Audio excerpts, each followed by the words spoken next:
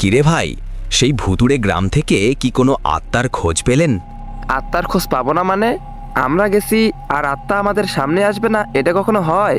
কিন্তু আমি সেই আত্মার কোনো কিছুই বুঝলাম না। সে মানুষকে কখন মারে, কেন মারে, বা কিভাবেই মারে।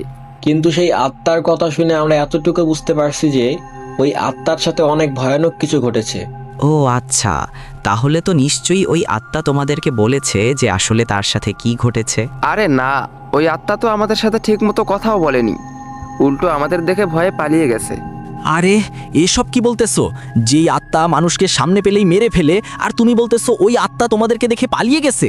আরে তবে আর বলছি কি, আমাদের কাছে ভূত চক্র ছিল না, ওই কারণেই তার সব শক্তি আমাদের কাছে চলে আসছিল, আর এই জন্যই সে ভয় পেয়ে পালিয়ে গেছে। কি রে ভাই, আমরা তিনজন এই জায়গায় গল্প করতেছি, ফারহান কই?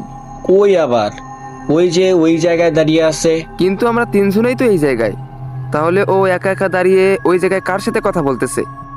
আরে ভাই, এসব বাদ দাও, ওরে বলতে দাও কার সাথে কথা বলতেছে।